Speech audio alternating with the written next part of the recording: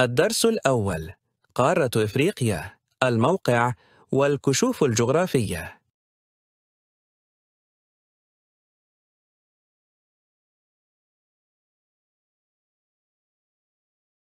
أول محطة في رحلتنا الممتعة حنتعرف فيها على صديقنا المجتهد محمد. محمد بيحب مادة الدراسات الاجتماعية جداً، وبيكون سعيد جداً وهو بيستمع لشرح معلمه. وكان درسه الأول بيتكلم عن قارة من قارات العالم القديم. محمد تمنى إن لو كان يقدر يتكلم مع القارة دي وهتكلموا عن نفسها. يا ترى إيه اللي حصل؟ وهل أمنية محمد اتحققت؟ ده اللي حنعرفه بعد شوية. مين؟ مين؟ انتي مين؟ أنا قراء قديمة من العالم القديم، عاش علينا وفينا الإنسان القديم. قارات العالم القديم 3: آسيا، إفريقيا، أوروبا. أكبرنا حجما آسيا، وأصغرنا أوروبا. وتسمينا ليه بالعالم القديم؟ علشان إحنا أول مكان عاش عليه الإنسان زمان وعمل حضارة. حضارة يعني إيه حضارة؟ الحضارة هي مجموع الإنتاج ثقافي، إنتاج مادي ثقافي، عادات، تقاليد، علوم، فنون، مادي، مباني قلع قصور. ها، عرفتني ولا لسه؟ هو انت لسه قلتي حاجة؟ طب كلميني عن الحجم، عن الموقع. فكر كده، توقع.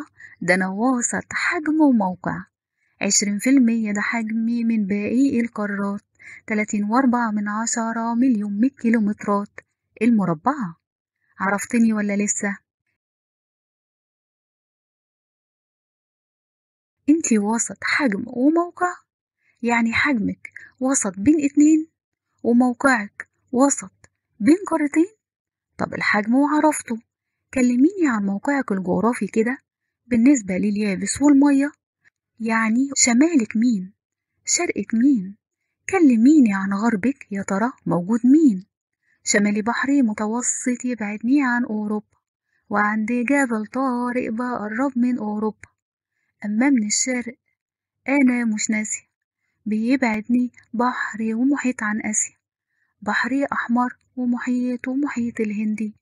بس برجع تاني منها بقرب، عندي مضيق باب المندب.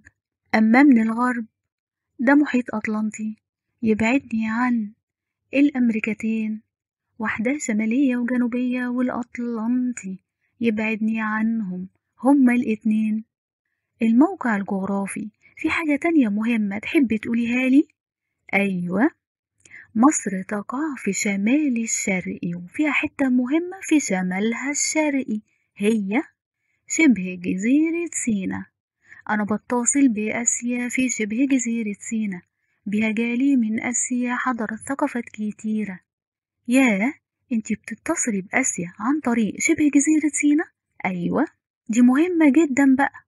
طبعا، وليها أهميتين أساسيتين: واحدة استراتيجية علشان جالي منها حملات عسكرية، والتانية حضارية علشان جالي منها الحضارة الإسلامية. وعلشان أحافظ على أمن مصر وعلى أماني، لازم أحمي شبه جزيرة سيناء بكل كياني. انتي قلتي شبه جزيرة سيناء ليها أهمية استراتيجية. يعني إيه موقع استراتيجي يا ترى؟ يعني موقع مهم في كل الأوقات، في السلم، في الحرب، في الأزمات. ما شاء الله، موقعك الجغرافي هايل، 100. بيه اتحكمتي في طرق الملاحة العالمية. يا ابني بس قول ما شاء الله. طب وربنا قلت. بعد الموقع الجغرافي عاوز أعرف الموقع الفلكي.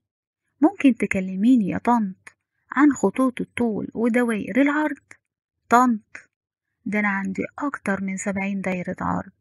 تعرف ده معنى إيه؟ وإيه النتائج اللي ترتبت عليه؟ تنوع، نباتات طبيعية، محاصيل زراعية، ثروة حيوانية، تنوع في المناخ. طب ممكن تقوليلي خطوط الطول ودوائر العرض اللي انتي واقعة بينهم بالظبط؟ حاضر. 51، 37.5، الأول شرقا والتاني شمالا لو حبيت تبص، 34.5 من ناحية الجنوب، أما غربا 17 وبس. أنا راح أقطعك معلش، بيمر كمان فيكي أهم خط طول اسمه خط جرينتش. أما دوائر العرض فبيمر فيكي أهم دايرة عرض خط الاستواء، بس بيقسمك اسمها مش سواء، تلت في الشمال وفيها مدار سرطان، وتلت في الجنوب وفيها مدار الجدي. ده انتي القارة اللي هي القارة الأفريقية. اسمع مني الأهم، موقع أفريقيا مهم. لو جالك بما تفسر هتكتب إيه يا عم؟ لو جالي بما تفسر أهمية موقع أفريقيا، أيوة، هقوله مهم ل3 محاور: استراتيجية، اقتصادية، ومش راح أنسى الحضارية. استراتيجية دي بتشرف هي على أهم ممرات مائية، باب المندب وجبل طارق دول ممرات طبيعية، وقناة السويس دي ممرات بشرية. المحور التاني الاقتصادية، مقسومة 2، النقطة دي موقع جغرافي بيتحكمت في طرق الملاحة العالمية، وموقع فلكي بينوعت مناخ نباتات محاصيل زراعية، وكمان معاهم ثروة حيوانية. أما الحضاري آه آه نسيت ولا إيه؟ دي نشأ فيها عدة حضارات. أيوة طبعا، بس أكسوم في إريتريا أثيوبيا، كوش في السودان، قرطاج في تونس، حضارة قديمة مصرية. وكل الحضارات دي قامت على النيل ما عدا قرطاج، كانت بعيدة عن نهر النيل. أمال إيه حكاية الكشوف الجغرافية؟ أقولك، كشوف الجغرافية للقارة الأفريقية قام بيها 3، هم مصريين عرب أوروبيين. كشوف الجغرافية للقارة الأفريقية للمصريين في العهدين حديث وقديم. هنبدأ بالقديم، أولهم الرحالة حر خوف، رحلات 4 يدوب، اتجه للجنوب، اكتشف أجزاء كبيرة منها من غير خوف. والتاني الملك نخاو التاني، أرسل بعثة دوران حول القارة، قعدت 3 سنين، خرجت من البحر الأحمر، كانت بجوار الشاطئ، ورجعت تاني من مضيق جبل طارق. كشوف الجغرافية للقارة الأفريقية للمصريين في العهد الحديث برضو كانوا 2، محمد علي باشا والخديوي إسماعيل، أرسلوا رحلات لاكتشاف منابع النيل. محمد علي باشا اكتشف النيل الأبيض وده جزء من النيل، ورسم خريطة لجنوب السودان، رسم خريطة للنيل. أما إسماعيل وصل بحكمه الجنوب دايرة الاستواء بعد اكتشافه لمنابع النيل. تمام جدا، ده دور المصريين. طب دور العرب؟ ممالك إسلامية، قوافل عربية، جغرافيون رحالة. أيوة، ابن بطوطة اخترق الصحراء شمال لجنوب حتى مالي. أما المسعودي أو الرحالة كاتب عنها ما قالش أنا مالي. طب دور الأوروبيون إيه يا ترى؟ دور الأوروبيون في اكتشاف قارة أفريقيا هنقسمهم 2، برتغاليون واستعماريون. برتغاليون في القرن ال15 من زمن راح، في عهد الأمير هنري الملاح بدأوا اكتشاف أفريقيا للوصول للهند. داروا حول أفريقيا، فعلا وصلوا للهند وحققوا المصالح، وسموا الطريق رأس الرجاء الصالح. بس الطريق طويل ترتب عليه أقاموا المواني ومراكز تجارية لتأمين الملاحة والتجارة دي، واستفادوا جدا في رحلاتهم دي من كل كتابات الرحالة العربية.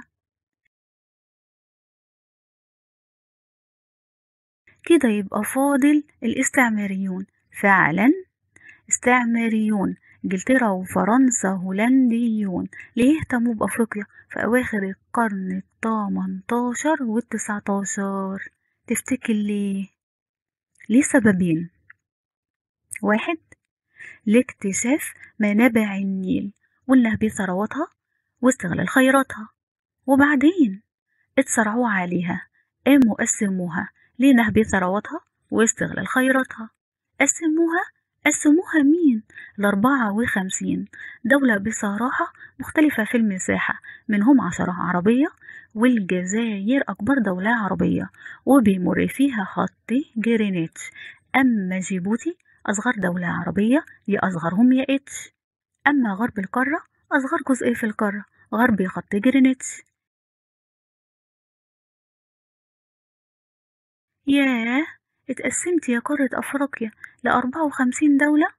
طب ما النتائج المترتبة على التقسيم ونهب ثرواتك واستغلال خيراتك؟ عانيت من الفقر برغم ثرواتي وكثرة خيراتي.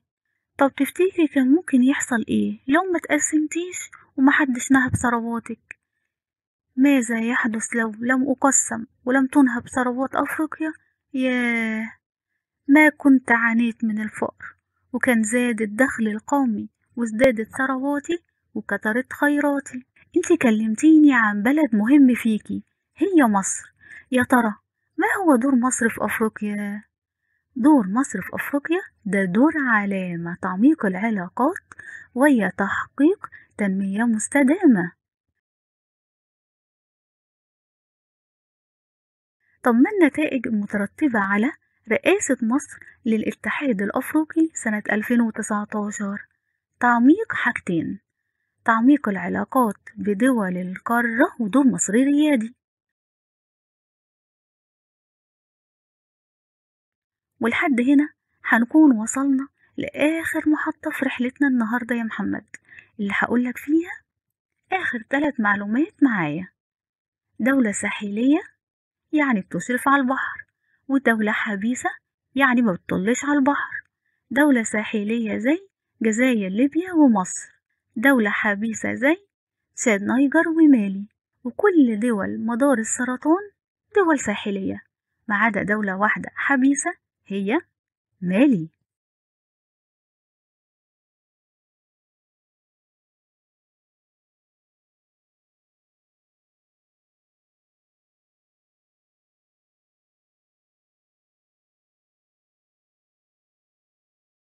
وبكده تكون انتهت رحلتنا الأولى. أسيبك دلوقتي يا محمد، وأتمنى لك أحلام جميلة وسنة دراسية سعيدة. تصبح على خير يا صديقي.